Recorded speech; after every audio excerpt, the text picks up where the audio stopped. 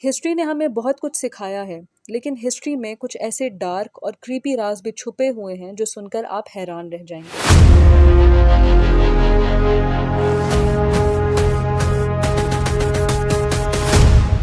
آج کے اس ویڈیو میں آپ کو سننے کو ملیں گے 20 ایسے کریپی فیکٹس جو اصل میں واقع ہوئے ہیں۔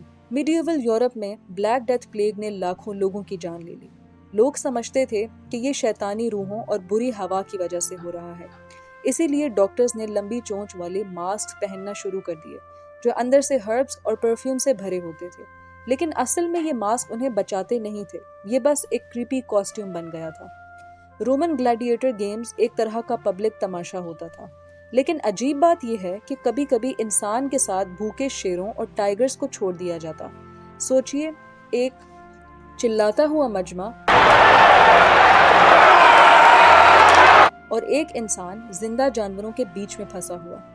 وکٹورین انگلینڈ میں ایک عجیب رواج تھا، post mortem photography.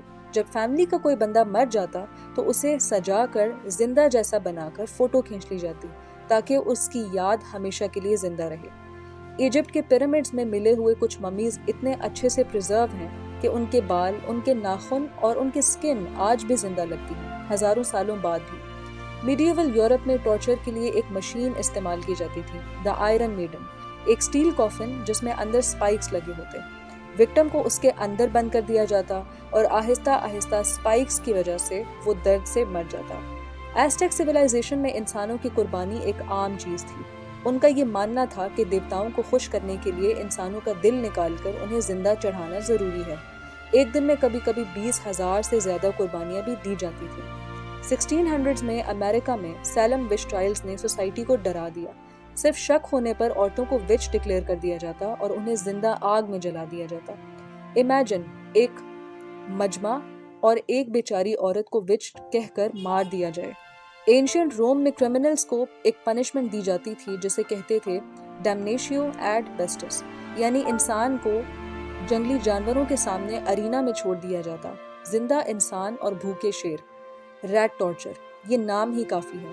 Middle edges میں انسان کا پیٹ پھاڑ کر ایک ڈبہ رکھا جاتا جس میں چوہے ہوتے تھے۔ جب ڈبہ گرم کیا جاتا تو چوہے بچاؤ کے لیے انسان کے پیٹ کے اندر گھس جاتے۔ 19 سینچری تک سرجریز بنا اینستھیزیا کی ہوتی تھی۔ ڈاکٹرز لٹرلی انسان کا آپریشن کرتے تھے اور وہ پیشنٹ چیختا رہتا۔ جب کلوروفارم ایکسیڈنٹلی ڈسکور ہوا تبھی سرجریز تھوڑی کم کریپی ہوئی۔ جاپان کے سامورائی کبھی کبھی اپنی لائلٹی دکھانے کے لیے اپنے آپ کو ہی مار دیتے تھے۔ اس ریچول کو سپوکو کہا جاتا تھا۔